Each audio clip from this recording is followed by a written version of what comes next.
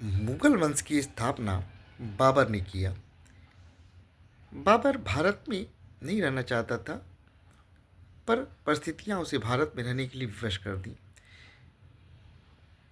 बाबर के बाद मुगल वंश की बागडोर संभाली हुमायूं ने। बाबर 1526 से लेकर 1530 तक भारत में रहा। पानीपत के युद्ध से पानीपत की जो प्रथम युद्ध है उससे उसका भारत में प्रेस हुआ। 1530 तक उस यहाँ पे उसने शासन किया। उसके बाद 1530 में मुगल साम्राज्य की वागडोर हुमायूं के पास आई। हुमायूं का जो शासन रहा अस्थिर रहा। ये कहा जाता है, लेनपुल ने कहा कि हुमायूं जिंदगी भर लड़खड़ाता रहा और लड़खड़ाते लड़खड़ाते ही उसकी मृत्यु हो गई। हुआ ये क्यों कि हुमायूं जब गद्दी पे बैठा तो उसके अपने भाइयों के साथ उसने अपने राज्य का वो भी किया, हिस्सेदारी भी एक निर्धारित किया। लेकिन उसके भाई संतुष्ट नहीं हुए, न उसके सामंत संतुष्ट हुए, जिसके परिणाम स्वरूप मुगल सल्तनत अस्थिर रहा। बाद में शेर शाह सूरी ने हुमायूं को पराजित कर दिया और हुमायूं को भागना पड़ा, यहाँ से भारत को छोड़ के भागना पड़ा। और शेर शाह फिर उसके बाद शासक बना और सूरी साम्राज्य शेर शाह के साम्राज्य की स्थापना हुई। लेकिन हुमायूं की पुनः वापसी हुई और उसने पुनः जो है भारत की तरफ उसने कदम बढ़ाया और अपना साम्राज्य यहाँ पे पुनः स्थापित किया। दिल्ली पे लेकिन वो नहीं कर पाया था। तो हुमायूं के बाद जो है अभी हुमायूं आया ही था, लेकिन हुआ यूँ कि वो एक दिन पुस्तकालय में था तो लड़खड़ा गया, गिर गया और उसकी मृत्यु हो गई। हुमायूं के बाद शासक बना अकबर। अकबर को अकबर द ग्रेट भी कहा जाता है। अकबर को इसलिए महान नहीं कहा जाता है कि उसने एक बड़ी सल्तनत की स्थापना की, एक बड़े साम्राज्य की स्थापना किया, बल्कि इसलिए कि उसने एक धार्मिक सहिष्णुता की नीति अपनाई। अकबर जो है 1556 में शासक बना और 1605 ईस्वी तक उसने शासन किया।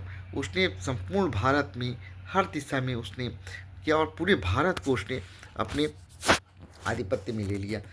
उसके बाद जो है 1605 ईस्वी में अकबर की मृत्यु के पश्चात उसका पुत्र, जो पहले ही उसके विरुद्ध विद्रोह भी कर चुका था, सलीम, वो जहांगीर के नाम से मुगल साम्राज्य की गद्दी पर बैठा और 1605 से लेकर 1627 ईस्वी तक जहांगीर ने शासन किया। जहांगीर की पत्नी नूरजहां थी। जहांगीर के साम्राज्य में जहांगीर से अधिक नूरजहां की चर्चा होती है, न केवल नूरजहां की सुंदरता के कारण, उसके सौंदर्य के कारण, बल्कि नूरजहां की राजनीतिक चतुरता, राजनीतिक चातुर्य के कारण भी उसकी चर्चा होती है। 1627 ईस्वी में उसकी मृत्यु के बाद, जहांगीर की मृत्यु के बाद, थोड़ी सी संघर्षों के बाद शाहजहां, जहांगीर का पुत्र शाहजहां, मुगल साम्राज्य की वागडोर उसके हाथ में आई, शाहजहां के हाथ में आई। वो बैठा गद्दी पे।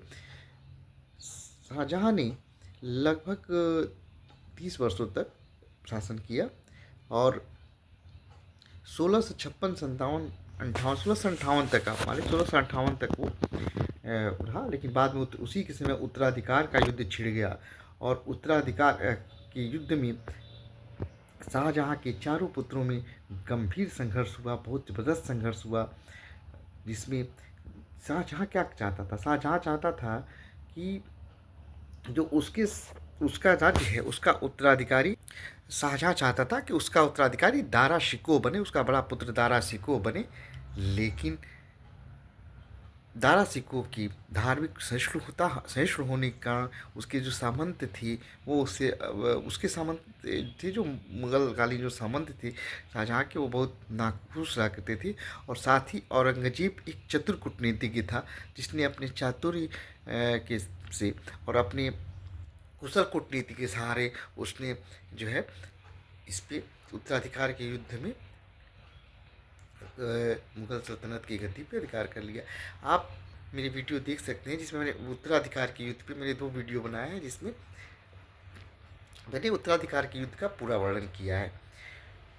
तो औरंगजेब बैठा। औरंगजेब अपनी कट्टरता के कारण जाना जाता था। उसके समय सैकड़ों मंदिरों को तोड़ा गया और उसकी जगह पे मस्जिदों का निर्माण किया गया। उसके समय जजिया कर लगाया गया, तरह तरह के कर लगाए गए, जिसके कारण वो बहुत ही अलोकप्रिय रहा। और अंततः उसने जो है उसकी मृत्यु हो गई 1707 में, और 1707 में ही मध्यकाल की समाप्ति मानी जाती है। उसके बाद उसकी बहुत सारे जो पुत्र थे उन्होंने धीरे धीरे जो है कुछ अल्पावधि के कारण अवधियों में उन्होंने शासन किया। और मुगल साम्राज्य का जो अंतिम शासक था वो था बहादुर शाह जफर। बहादुर शाह जफर 1858 ईस्वी तक भारत का सम्राट, भारत का बादशाह रहा। 1858 में सीधे विक्टोरिया ने भारत का शासन अपने हाथों में ले लिया ईस्ट इंडिया कंपनी से। तो इस तरह से मुगल साम्राज्य का एकदम पतन हो गया। तो ये थी मुगल डायनेस्टी, मुगल सल्तनत, मुगल बादशाहत की पूरी वंशावली के संदर्भ में मैंने थोड़ी सी जानकारी दिया। मुझे उम्मीद है कि जानकारी आप लोगों को अच्छी लगी होगी। नमस्कार। आप अपना बहुत ख्याल रखिएगा।